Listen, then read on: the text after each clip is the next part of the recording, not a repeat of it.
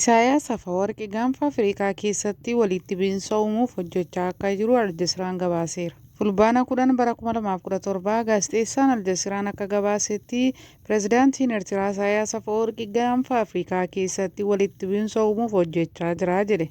Gaanfa Afrikaa keessatti walitti bu'iinsa biraa ittisuuf yeroon amma ta'us dhaamaniiru. Pireezidaantiin Federaalaa duraanii obbo Malaatuu Tashoomee akka jedhanitti gaanfa Afrikaa jeequmsaan kan guutamte yoo ta'u dorgommiiwwan poolitikaa adda addaa humnoota gurguddoo fi qooda fudhattoota biroo hirmaachisuu kan geggeeffamu ta'uu obbo Malaatuu Tashoomee Aljaziraafis ibsaniiru. Gabaasni kun akka ibsutti Eertiraan sadarkaa adda addaatiin waldhabdee naannoo ishee jirutti harkifamtee gara walakkaa jaarraa tokkotti adeemsa kana keessatti qooda fudhattuu ijoo turte. Gabaasni kun Sudaan Kibbaa, Somaaliyaa fi Itoophiyaa shira kanaan miidhamaniiru jedha. Bara 1993 irraa eegalee pireezidaantiin Eertiraa isa jalqabaa fi tokkichaa Isaayyaas Afeworqi biyyoota biyya isaanii irraa kiiloomeetira hedduu fagaatan dhaqqabuudhaan beekamu. Eertiraa keessatti heerri mootummaa hin jiru, paarlamaan hin jiru, siivil sarviisiin hin jiru. Eertiraa keessatti aangoon seera kabachiisuu, seera baasuu fi seera tokko qofatu jira. Innis Isaayyaas Afeworqiidha. Eertiraa keessatti tajaajilli waraanaa dirqama waan ta'eef dargaggoonni Eertiraa waraana pireezidaantichaa jala umurii guutuu jalaa miliquun waan hunda balaaf saaxilu. Haala kanaan lammiileen Eertiraa hedduun isaanii seeraan ala gara biyyoota ollaa Awurooppaatti godaanu.